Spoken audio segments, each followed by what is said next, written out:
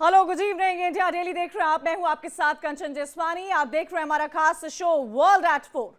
आज हम आपको ले चलेंगे दुनिया के कोने कोने में, जहां कूटनीति, राजनीति और अर्थव्यवस्था की हर हलचल को सीधे आप तक पहुंचाएंगे।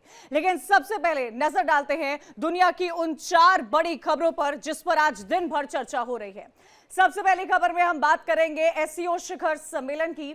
वो शिखर सम्मेलन जो इन दिनों दुनिया में सुर्खियां बटोर रहा है। चीन के तियानजिन में महाशक्तियों का संवाद कुछ खास मुद्दों पर हुआ, जिसमें आतंकवाद से लेकर कई रणनीतियों पर चर्चा की गई है। प्रधानमंत्री नरेंद्र मोदी का चीन दौरा कई मायनों में अपने आप खास रहा है। अगली खबर आपको दिखाएंगे अफगानिस्तान की, जहां पर भूकंप ने भारी तबाही मचाई है। अफगानिस्तान के दक्षिणी पूर्वी हिस्से में देर रात भूकंप आया। भूकंप के तेज झटकों ने सब कुछ तबाह कर दिया। भूकंप के झटके इतने तेज थे कि कुछ ही पलों में कई घर वहां तबाह हो गए। इस भयंकर तबाही में अब तक करीब 600 से ज्यादा लोगों की मौत हो चुकी है। इस वक्त की स्थिति क्या है, यह भी आपको दिखाएंगे। तीसरी खबर में बात करेंगे ऑस्ट्रेलिया की। ऑस्ट्रेलिया की सड़कों पर भारतीय और दूसरे प्रवासियों के खिलाफ बड़ा विरोध प्रदर्शन किया जा रहा है। इस प्रदर्शन में बड़ी संख्या में लोगों ने हिस्सा लिया है। इस दौरान भारतीय प्रवासियों को भी निशाना बनाया गया है। और चौथी खबर होगी इंडोनेशिया से, जहां पर सरकार विरोधी प्रदर्शन देखने को मिल रहा है। जहां की राजधानी जकार्ता समेत कई जगहों पर हिंसक प्रदर्शन किए गए हैं। ये प्रदर्शन इंडोनेशिया के सांसदों की बढ़ती सैलरी को लेकर किए जा रहे हैं। वहां के मिनिमम वेजेस क्या है, वहां पार्लियामेंटेरियंस को कितनी सैलरी मिल रही है, वहां के प्रेसिडेंट का क्या कुछ कहना है, ये तमाम बातें आपको दिखाएंगे। इंडोनेशिया की आवाम क्या कह रही है और वो सरकार विरोधी नारे क्यों लगा रही है, प्रोटेस्ट क्यों कर रही है, ये सब आपको दिखाएंगे। इंडोनेशिया के फाइनेंस मिनिस्टर के घर का क्या हाल हुआ है, इसकी भी तस्वीर आपको दिखाएंगे। लेकिन शुरुआत करते हैं आज की सबसे बड़ी खबर से, जो कि एससीओ से जुड़ी हुई है। आज की बड़ी खबर शंघाई सहयोग संगठन है, यानी कि एससीओ शिखर सम्मेलन। 3 तस्वीरें आपको दिखाएंगे और ये 3 संदेश जो ये तीनों तस्वीरें देती हुई नजर आएंगी। पहली तस्वीर आपको दिखाएंगे जहां पर मंच पर एक साथ मोदी, पुतिन और शी जिनपिंग नजर आ रहे हैं, यानी कि एशिया की राजनीति की सबसे बड़ी तिगड़ी नजर आ रही है। जो तस्वीर आप इस वक्त देख रहे हैं, जिसकी हम चर्चा कर रहे हैं, और ये चर्चा का विषय बनी भी हुई है और बननी भी चाहिए। एक तरफ रशिया, इंडिया और चाइना, एशिया की स्ट्रॉन्गेस्ट इकोनॉमीज एक तरफ, वहीं अब आपको दूसरी तस्वीर दिखाते हैं। इस दूसरी तस्वीर में भारत और रूस के रिश्ते देखिए। बेमिसाल दोस्ती की यह तस्वीर है, जिसकी चर्चा सिर्फ भारत में ही नहीं, मैं श्योर हूं कि इसकी चर्चा सबसे ज्यादा अमेरिका में हो रही होगी। पीएम मोदी और राष्ट्रपति पुतिन एक ही कार में सवार हुए हैं। इसे देखकर ट्रंप की टेंशन जरूर बढ़ गई होगी। जिनपिंग की रेड फ्लैग कार, चीनी राष्ट्रपति शी जिनपिंग ने प्रधानमंत्री मोदी को अपनी पसंदीदा कार होंगची दी है, जिसका मतलब होता है रेड फ्लैग। ये सफर कराया गया है और ये वही कार है जिसकी तस्वीर आप इस वक्त देख रहे हैं। सबसे ज्यादा अगर किसी की चर्चा हो रही है तो वो इस तस्वीर की हो रही है, जो इस वक्त आप मेरे लेफ्ट में देख रहे होंगे। पीएम मोदी है, पुतिन है, बड़ी सी आलिशान काली गाड़ी है और इस गाड़ी का नाम आपको बता दें होंगची है। ये चाइनीज कार है, जिसका मतलब होता है रेड फ्लैग। इसमें सफर कराया गया है और ये वहां पर जो चाइना का पूरा डेलीगेशन जहां पर मौजूद था, जहां से पूरा मीडिया कवरेज हो रहा था, उसके बाहर की तस्वीरें आपको दिखा रहे हैं। इस कार को लेकर काफी चर्चा हो रही है, इस दोस्ती को लेकर काफी चर्चा हो रही है, सफर को लेकर काफी चर्चा हो रही है, क्योंकि चर्चा होनी भी चाहिए। इस कार को लेकर आमतौर पर जिनपिंग विदेशी दौरों पर खुद इसे साथ लेकर जाते हैं, जिसकी तस्वीर आप इस वक्त देख रहे थे। यह कार चीन की कम्युनिस्ट पार्टी का प्रतीक मानी जाती है। आप सोचिए, 1958 में बनी थी ये ब्रांड, और इस ब्रांड की लिमोजीन सिर्फ राष्ट्रपति और कुछ स्पेशल गेस्ट के लिए ही तैयार की जाती है। तो ये वो तस्वीर है जिसकी चर्चा हर तरफ हो रही है। चर्चा होनी भी चाहिए, क्योंकि आलिशान तस्वीरें आ रही है, दोस्ती बेमिसाल नजर आ रही है। लंबी चमचमाती ब्लैक लिमोजीन चाइनीज कंपनी की, जिसका निर्माण 1958 में हुआ था, उसकी तस्वीर खुद पीएम मोदी ने भी साझा की है। वहीं रूस के राष्ट्रपति पुतिन अपनी लग्जरी ऑरस सेनेट लिमोजीन लेकर तियानजिन पहुंचे थे। उन्होंने प्रधानमंत्री मोदी को अपने साथ इस हाई सिक्योरिटी कार सम्मेलन स्थल तक पहुंचाया था, जिसकी तस्वीर आप देख रहे हैं। इस तस्वीर की चर्चा भी बहुत हो रही है क्योंकि ये तस्वीर दोस्ती का प्रतीक है। वो दोस्ती जिसको अमेरिका ने पूरे तौर पर तोड़ने की कोशिश की है, वो दोस्ती जिसको लेकर अमेरिका 25% एक्स्ट्रा टैरिफ लगा चुका है। लेकिन उसके बावजूद भी जो भारत और रशिया के रिश्ते हैं वो इस ब्लैक लिमोजीन में नजर आ रहे हैं और नजर आने भी चाहिए। अब आपको दूसरी तस्वीर दिखाते हैं जिस पर सबसे ज्यादा चर्चा हो रही है। वो पाकिस्तान से आ रही है। तीसरी तस्वीर, पाकिस्तान के प्रधानमंत्री शहबाज शरीफ को सबने इग्नोर किया है, यानी कि एक ही मंच पर वो मौजूद थे जहां एक तरफ वर्ल्ड ऑर्डर की बात हो रही है, जहां हम इस बारे में बात कर रहे हैं। उनकी तस्वीर भी हम आपको दिखा रहे हैं।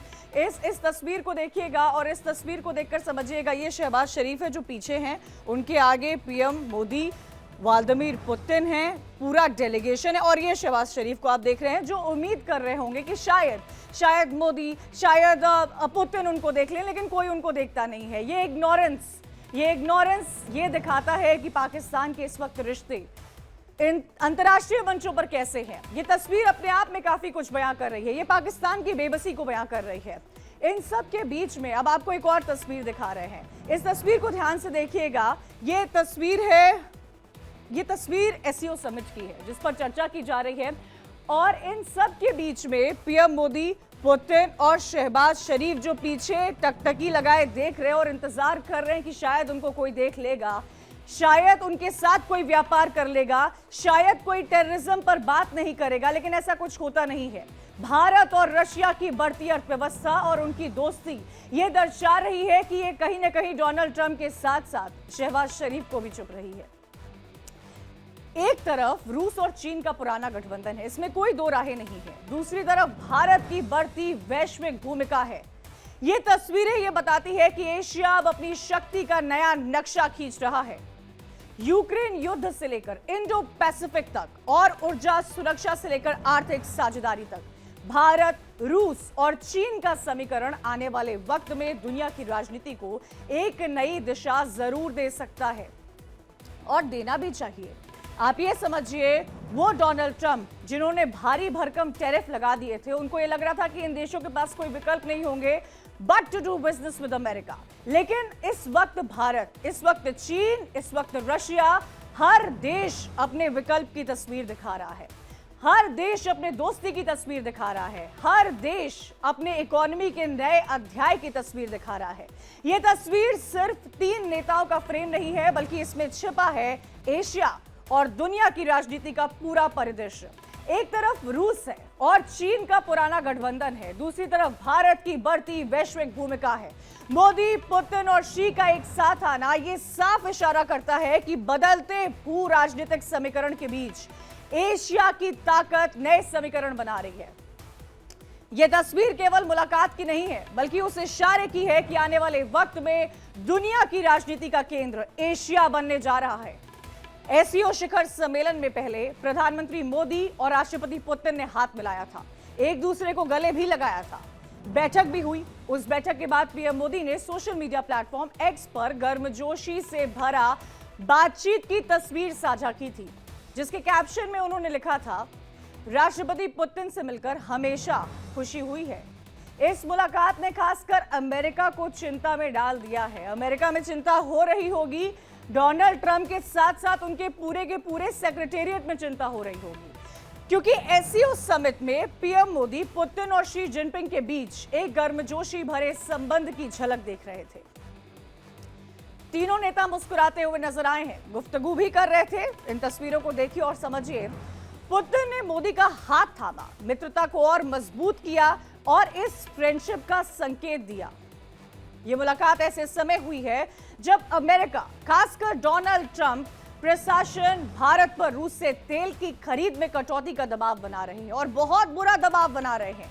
लेकिन इसके विपरीत भारत रूस की यह नजदीकी एक अलग कूटनीतिक संदेश दे रही है। ये संदेश दे रही है कि जो व्यापार इंडिया और रशिया का ऑयल पर चल रहा है, वो व्यापार लगातार चलता रहेगा। अब आपको ये समझाते हैं कि मोदी के 4 अहम कदम क्या हैं। ग्राफिक्स के जरिए इसको समझिएगा। कि क्या कदम है जो यहां पर मोदी ने लिए हैं डी डॉलराइजेशन, क्योंकि अमेरिका इस पर लगातार इस बात को पुरजोर तरीके से करता है कि डॉलर की ही कीमत है पूरे संसार में। लेकिन मोदी का यह अहम कदम है जिसको एक साझा करेंसी में लेन देन का जिक्र किया जा रहा है, ब्रिक्स करेंसी का भी जिक्र किया जा रहा है। दूसरे कदम का रुख करते हैं जहां पर रणनीति और सैन्य सहयोग की बात की जा रही है। रशिया, चाइना और इंडिया में डिफेंस के सहयोग की बात की जा रही है और बात होनी भी चाहिए। रशिया की ताकत ऑपरेशन सिंदूर में देख ली थी कि उनके जो विमान हैं, उनका जो S-400 है, उसकी ताकत क्या है। तीसरा अहम कदम है एससीओ देशों के बीच कारोबार, क्योंकि बिजनेस, क्योंकि इकोनॉमी, क्योंकि अर्थव्यवस्था हर देश के लिए एक बहुत इंपॉर्टेंट सब्जेक्ट होता है। अमेरिकी बाजार का विकल्प क्या है, उन तस्वीरों को आप 2 दिन से लगातार देख रहे हैं कि क्या विकल्प इस वक्त तमाम देश मिलकर बना रहे हैं। ये सिर्फ डोनाल्ड ट्रंप नहीं है जो ये तय कर सकते हैं कि दुनिया का बाजार कैसा खुलेगा। ये तमाम देश हैं, ये मल्टी पोलर वर्ल्ड है, ये मल्टीलैटरल वर्ल्ड है जिस पर एम्फेसिस इस बार के तियानजिन चीन सम्मेलन में दिया गया था। बहुत ही ऐतिहासिक, बहुत ही भव्य बनाया था।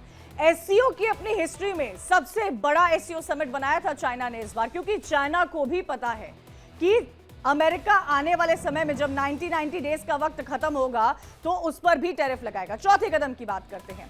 चौथे कदम में टेक्नोलॉजी की आजादी, यानी कि वेस्ट की जो तकनीक है उस पर जो डिपेंडेंसी अभी बनी हुई है उस पर निर्भरता को घटाना है। The world is open and the world should be like a open forum. Bharat ने एक बात साफ की है कि उनके व्यापार के रिश्ते भले ही अमेरिका के साथ सबसे ज्यादा क्यों न थे, इस टैरिफ के बाद चाहे ब्राजील हो, चाहे चाइना हो, चाहे बाकी के देश क्यों ना हो, रशिया क्यों ना हो, उनके साथ उनके व्यापार के रिश्ते और भी मजबूत होंगे। इन सब के बीच में आपको यह भी बता दें कि जिनपिंग को पीएम मोदी ने एससीओ में ब्रिक्स 2026 के लिए इनवाइट किया है। हालांकि इससे पहले 2016 में पहुंचे थे। एससीओ की इस बैठक में मोदी का क्या मंत्र था, इसको भी समझना बेहद जरूरी होता है। एससीओ, एस मतलब सिक्योरिटी, सी मतलब कनेक्टिविटी, ओ मतलब अपॉर्चुनिटी। नागरिकों की, डेटा की, लोगों से जुड़ाव, इन तमाम प्लेटफॉर्म्स के नवाचार, समावेशी विकास की संभावना, सुरक्षा, संपर्क करना, कनेक्टिविटी बढ़ाना, ये तमाम बातों पर पीएम मोदी ने जिक्र किया था और दोनों ही बायलैटरल टॉक्स में जिक्र किया था। जब वो जिनपिंग के साथ हुई थी तब जिक्र किया गया था, जब पुतिन के साथ हुई थी तब जिक्र किया गया था। कनेक्टिविटी को कैसे बढ़ाना है, आप सोचिए, सिक्योरिटी, कनेक्टिविटी, अपॉर्चुनिटी, ये 3 अहम मंत्र हैं जो आज पीएम मोदी की तरफ से एससीओ समिट में साझा किए गए थे। एससीओ की डेफिनेशन, एक नई परिभाषा पीएम मोदी की तरफ से इस बैठक में दी गई थी, जहां पर सिक्योरिटी एक बहुत बड़ा कंसर्न उठाया गया था, कनेक्टिविटी एक बहुत बड़ा कंसर्न उठाया गया था और अपॉर्चुनिटी तमाम ग्लोबल वर्ल्ड से कैसे मिलती हुई नजर आ रही है।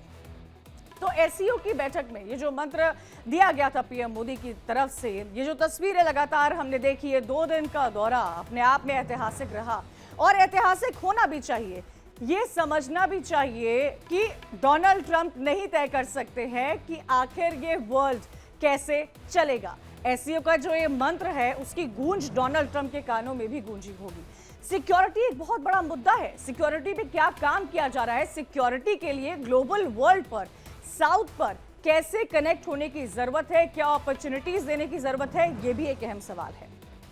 अब आपको बताते हैं कि आज जो मोदी और पुतिन की मुलाकात हुई थी, जो लिमोजिन की हम चर्चा कर रहे हैं, उसका एजेंडा क्या है। उस एजेंडे को समझिएगा। क्षेत्रीय शांति बहुत बड़ा एजेंडा है, सुरक्षा, सिक्योरिटी बहुत टॉप मोस्ट एजेंडा रहा है।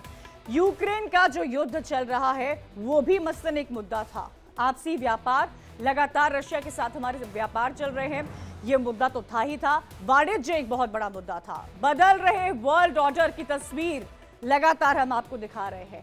ट्रंप के टैरिफ का कितना प्रभाव पड़ेगा ये हम सबको पता है, इसमें कोई दो राहें नहीं है, इसमें कोई झूठ नहीं है। लेकिन भारत क्या विकल्प तलाश रहा है, मुझे लगता है चर्चा इस पर होनी चाहिए। ब्रिक्स का भविष्य क्या है, इस पर भी चर्चा की गई है। पुतिन भारत आने वाले हैं, यह भी बड़ा चर्चा का विषय था। आपको मिलना मतलब एक यादगार मीटिंग भी होती है बहुत सी चीजों की जानकारियों का आदान प्रदान करने का अवसर मिलता है। हम लगातार संपर्क में रहे हैं। दोनों पक्षों के बीच नियमित रूप से कई उच्च स्तरीय बैठकें भी हुई है। इस वर्ष दिसंबर में हमारी 23वीं समिट के लिए 140 करोड़ भारतीय उत्सुकता पूर्वक आपका इंतजार कर रहे हैं। एक्सेलेंसी, ये हमारी special and privilege strategic partnership की गहराई और व्यापकता का परिचायक है। कठिन से कठिन परिस्थितियों में भी भारत और रूस हमेशा कंधे से कंधा मिलाकर चले हैं। हमारा करीबी सहयोग न केवल दोनों देशों के लोगों के लिए बल्कि वैश्विक शांति, स्थिरता और समृद्धि के लिए महत्वपूर्ण है। एक्सेलेंसी, यूक्रेन में चल रहे संघर्ष के विषय में हम लगातार चर्चा करते रहे हैं।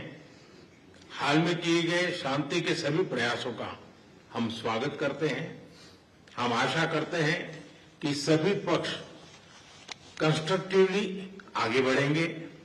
संघर्ष को जल्द से जल्द खत्म करने और स्थायी शांति स्थापित करने का रास्ता खोजना होगा। ये पूरी मानवता की पुकार है।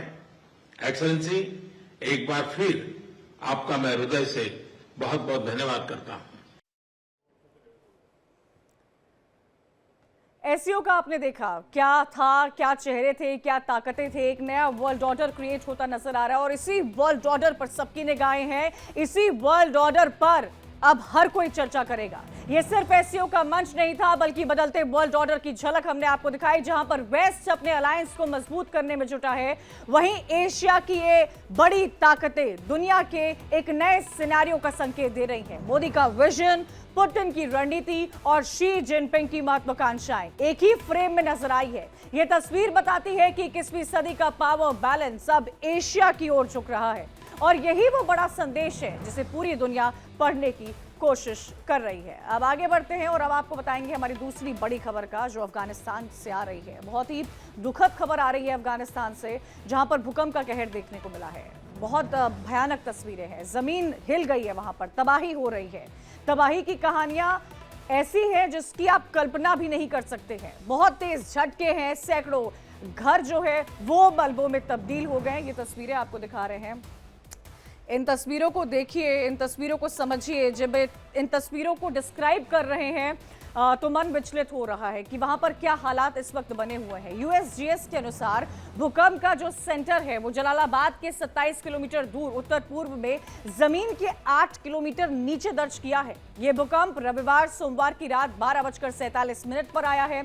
अफगानिस्तान के अलावा पाकिस्तान के भी खैबर पख्तूनवा में इसके झटके जो है वो महसूस किए गए हैं। जो सरकारी आंकड़े हैं वो ये बताते हैं कि अब तक 600 से ज्यादा लोगों की मौत हो चुकी है। आपको ये बता दें कि जब मैं आपको ये आंकड़े बता रही हूं तब भी अफगानिस्तान में कोई एक है जो अपनी जिंदगी की जंग लड़ रहा होगा। हजारों लोग घायल हुए हैं। बचाव की टीमें जो हैं वो लगातार यहां पर जारी हैं। मलबे में लोग दबे हुए हैं जिनको निकालने में टीम जुटी हुई है। दूर दराज के इलाकों तक पहुंचना बेहद मुश्किल हो गया है।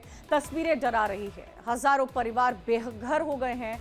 सड़कों पर मातम पसरा हुआ है। भूकंप के ऐसे झटके, ऐसी तस्वीरें शायद ही कई समय में पहले हमने देखी होंगी। अफगानिस्तान के पूर्वी हिस्से में बीती देर रात आए भूकंप ने कई जिलों में भारी तबाही मचाई है।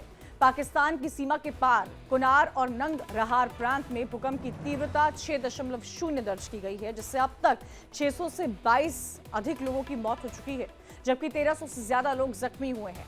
राहत और बचाव का कार्य तो जारी है।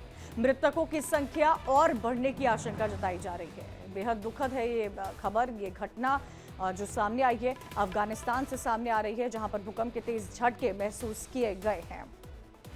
अब ये आप समझिए, अब आपको दिखा रहे हैं कि अफगानिस्तान में जो भूकंप आया है उसका केंद्र कहां है। ये अफगानिस्तान का आप मैप देख रहे हैं।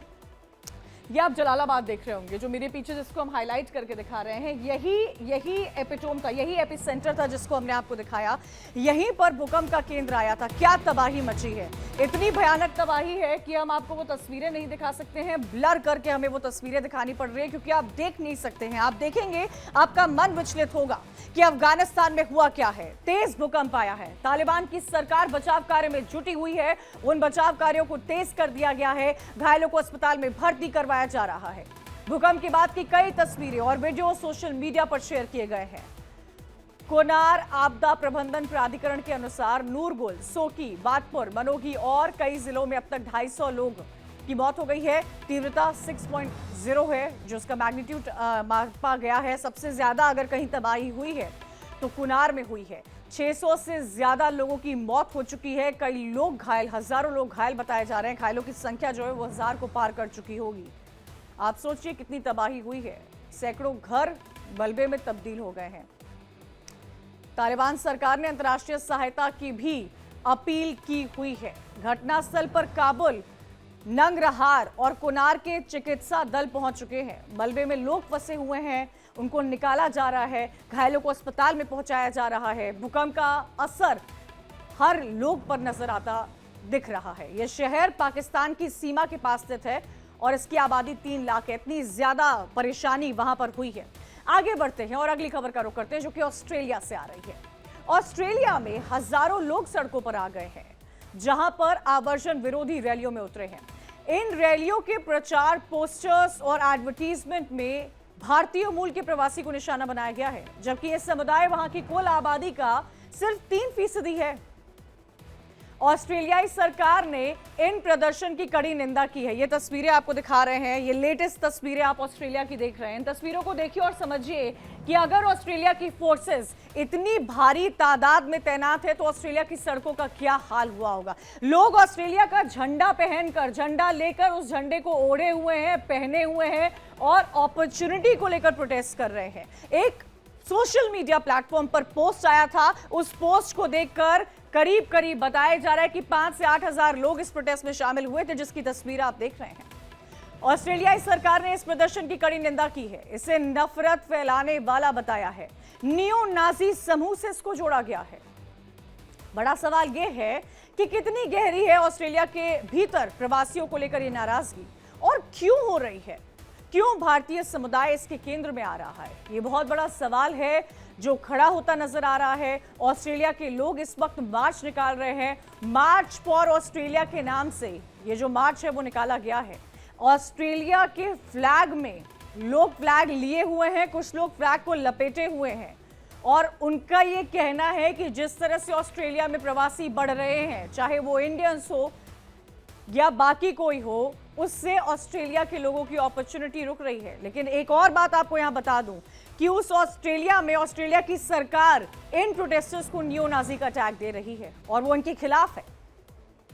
ऑस्ट्रेलिया के बाद अब बात करेंगे इंडोनेशिया की, जहां पर बहुत बड़ी खबर सामने आ रही है, जहां अलाउंस ऑफ एमपीज यानी कि सांसदों के भत्तों को लेकर बवाल मचा हुआ है। वो बवाल इतना बढ़ गया है कि वहां हिंसा देखने को मिल रही है। राजधानी जकार्ता की बात की जाए तो कई शहरों में सड़कों पर हजारों लोग उतर आए हैं। लोगों का गुस्सा तब और भड़क गया जब पुलिस कार्रवाई में एक मोटरसाइकिल चालक की मौत हो गई। ये तस्वीरें आपको दिखा रहे हैं, इन तस्वीरों को देखिए, समझिए। ये इंडोनेशिया की पुलिस है। इंडोनेशिया की पुलिस ने एक वाहन में मोटरसाइकिल से जा रहे डिलीवरी बॉय को गलती से कुचल दिया था, जिसके बाद ये उसकी मौत हो गई थी। हालात बहुत बिगड़ गए वहां पर। इंडोनेशिया की पुलिस का क्या हाल है आप इन तस्वीरों के जरिए देख सकते हैं। और इंडोनेशिया के लोग किस तरह प्रोटेस्ट कर रहे हैं, कितनी भारी तादाद में प्रोटेस्ट कर रहे हैं, यह आपको साफ तौर पर दिख रहा होगा। सांसदों की पगार को बढ़ाया गया था, वो जो रुपए है उसको बढ़ाया गया था। क्या प्रोटेस्ट के हालात है आप सोचिए। इंडोनेशिया इतना खूबसूरत देश है, टूरिज्म का सेंटर बना हुआ है, लेकिन इस वक्त वहां क्या हो रहा है ये आपके सामने है, किस तरह प्रोटेस्ट हो रहा है। और आप सोचिए कि प्रोटेस्ट जो है वो वहां के पार्लियामेंटेरियंस, प्रोटेस्ट जो है वो वहां की गवर्नमेंट के खिलाफ हो रहा है। उनका ये कहना है लोगों का कि हमें तो मिनिमम वेज मिल नहीं पा रहे हैं, लेकिन आप पार्लियामेंटेरियंस का भत्ता बढ़ा रहे हैं। अब आप ये आंकड़ा सुनिएगा, सांसदों के लिए $3047 यानी कि 2.69 लाख रुपए का मासिक भत्ता तय किया गया है। ये जकार्ता के न्यूनतम वेतन से 10 गुना ज्यादा है। लोगों को इसी बात का लेकर गुस्सा है, लोग भड़के हुए हैं और लोग सड़कों पर आ गए हैं, उपद्रव मचा रहे हैं, सवाल पूछ रहे हैं। वहां के फाइनेंस मिनिस्टर के घर का क्या हाल हुआ है आप देखकर डर जाएंगे। इंडोनेशिया की राजधानी जकार्ता समेत देश के कई हिस्सों में सांसदों की तनख्वाह बढ़ाने के खिलाफ प्रदर्शन हो रहा है। प्रदर्शनकारियों ने शुक्रवार की रात को मकासर शहर की क्षेत्रीय संसद में आग लगा दी। उग्र प्रदर्शन को देखते हुए इंडोनेशिया में ये हाल हुआ है। इंडोनेशिया में हिंसक प्रदर्शन हो रहा है और आपको ये भी बता दें क्या इसकी वजह है, ये भी समझने की जरूरत है। क्यों हो रहा है ये हिंसक प्रदर्शन, उनकी मांगे क्या है? आर्थिक मदद है, सरकार आउटसोर्सिंग बंद करे, सैलरी बढ़ाए और जो नौकरी में कटौती की जा रही है उसको रोके, टैक्स के जो नियम है उसमें सुधार लाए। इंडोनेशिया में महंगाई और बेरोजगारी बढ़ रही है जिससे आम लोगों का जीवन बेहद मुश्किल हो गया है। सांसदों का भत्ता सांसदों के लिए बहुत ज्यादा डॉलर है, $3057 है और ये मासिक भत्ता तय किया गया है। ये आप इस हिसाब से समझिए कि ये जकार्ता के मिनिमम वेज से 10 गुना ज्यादा है। इससे लोगों का गुस्सा भड़क गया है, लोग सड़कों पर आ गए हैं, लोग प्रोटेस्ट कर रहे हैं। इंडोनेशिया के हालात, इंडोनेशिया ये मैं जो तस्वीरें आप इंडोनेशिया की देख रहे हैं आपको यकीन नहीं हो पा रहा होगा, ये वही खूबसूरत इंडोनेशिया है जहां लोग घूमने के लिए जाते हैं, लेकिन यही हालात इस वक्त इंडोनेशिया में हुए हैं।